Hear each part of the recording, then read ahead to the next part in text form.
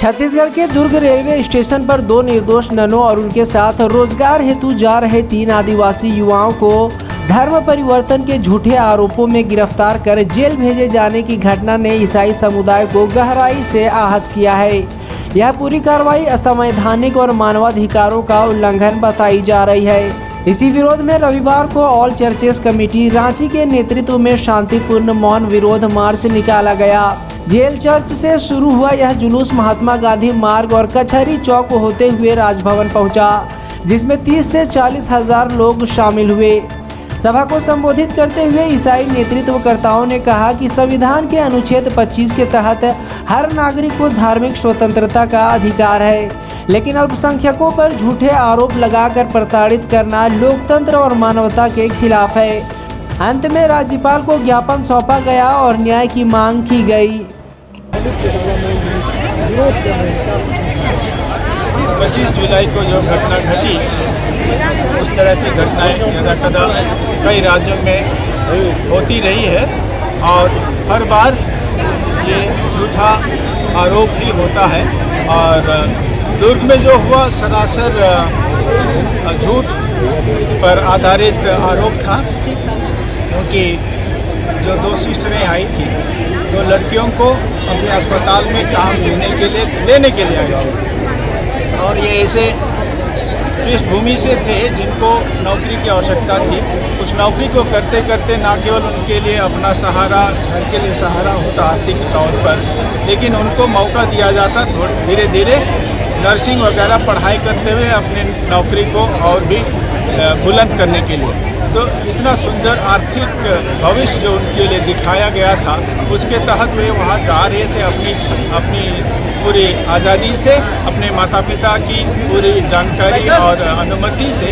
ऐसे लोगों पर झूठा अत्याचार लगाया गया, वह भी ऐसी जगह में जहाँ पर किसी और विभाग का शासन चलता है। वो रेल का स्टेशन है, रेल का अपना नियम कानून होता है। उस नियम कानून को किसी को भंग करने वाला पाया जाता है तो उस पर उसे लागू किया जाता है। वहाँ पुलिस भी है, जीआरपी, उसका अपना नियम कानून होता है, वो अपना नियम कानून लगाए।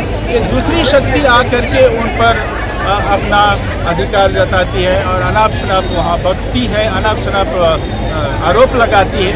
ये सरासर बेइंसाफ़ी है। और ऐसे मामले में वो जीआरपी हुआ या रेलवे के कर्मचारी हुए, वे लोग गूंगे बने रहे, मूक दर्शक बने रहे। ये बहुत ही लज्जास्पद बात है हमारे भारत देश में, जहाँ इतना सब कुछ व्यापक रूप में सुव्यवस्थित है, शासन है, नियम कानून है, सब कुछ है। उसका निरादर करना, उसको एक तरफ अलग करके किसी एक ऐसी शक्ति को मौका देना, उसको बढ़ावा देना, ये बहुत लज्जास्पद बात है। अगर पुलिस ने जो गिरफ्तारी की है उसमें से डायरी भी मिला है, उसमें कई लड़कियों की तस्वीरें भी थी। इस तरह से पुलिस ने मामला दर्ज किया, ये तो 1968 के थे। हाँ, तो इस प्रकार के सबूत तो यहाँ वहाँ से बहुत जुटाए जा सकते हैं। वो कितना सच है, कहाँ से उसको लगाया गया, क्योंकि उनके बैग में जो यूट्यूब में दिखाया गया, जो वहाँ की जो ज्योति शर्मा थी, ये वो निकाल रही थी, उसमें से कुछ भी हो ऐसा कुछ निकालते हुए किसी ने नहीं देखा।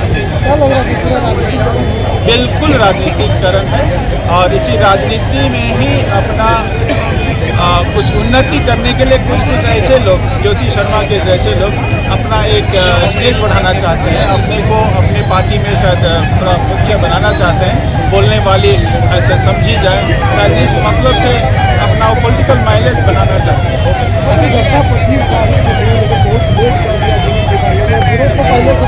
लोकसभा के अंदर विपक्ष भी विरोध किया इस मामले को लेकर। जी, विरोध केवल एक दिन करने से विरोध नहीं हो जाता है और अंत भी नहीं हो जाता है। विरोध सब समय विरोध होना चाहिए, क्योंकि उसके बाद भी उड़ीसा में भी ऐसी घटना घटी। ये दुर्ग भी पहली घटना नहीं है, इसके पहले यहाँ वहाँ कितनी बार घटना घटी है। ये तो आए दिन यहाँ वहाँ हम घटना को होते हुए सुनते हैं, देखते हैं। तो इसीलिए हम जब कभी इसके लिए आवाज़ उठाएं और अपना प्रतिरोध दिखाएं, ये तो शायद इसके लिए सब समय उचित है। हमारा संदेश ये है कि हम जितने शांति प्रिय अपने में हैं और हमारे व्यवहार में हम हर कोई देखता है कि हम लोग शांतिपूर्ण ढंग से हमारा जो भी कार्यक्रम पूरा करते हैं। बड़े पैमाने में हो या छोटे पैमाने में हो, हम लोग बहुत नियम में चलने वाले और अनुशासन में चलने वाले लोग हैं। हमारे स्कूलों में, हमारी संस्थाओं में आप लोगों ने भी देखा होगा कि हम लोग कितने सुव्यवस्थित ढंग से सब कुछ करते हैं, बहुत शांतिपूर्ण ढंग से होता है। यहाँ तक कि पुलिस भी कहती है इनके प्रोग्राम में हम लोग को चिंता करने की ज़रूरत नहीं होती है। ये हमारा एक विशेष परिचय है। तो हम इस जुलूस के द्वारा, जो मौन जुलूस था, लोगों को भी बताना चाहते हैं कि इस तरीके से हम जी सकते हैं। हम लोग भले ही अलग अलग कई रूप में विभिन्न हैं, लेकिन हम लोग एक साथ रह सकते हैं, एक साथ जी सकते हैं, शांति के साथ में भाईचारे का बर्ताव बना सकते हैं। और भारत देश की यही खासियत है, यही विशेषता है। हम लोग को पूरे विश्व में अपने भारत देश को एक बहुत तगड़ा मिसाल के रूप में पेश करना चाहिए कि विभिन्नता में भी एकता हो सकती है, मज़े से हम जी सकते हैं।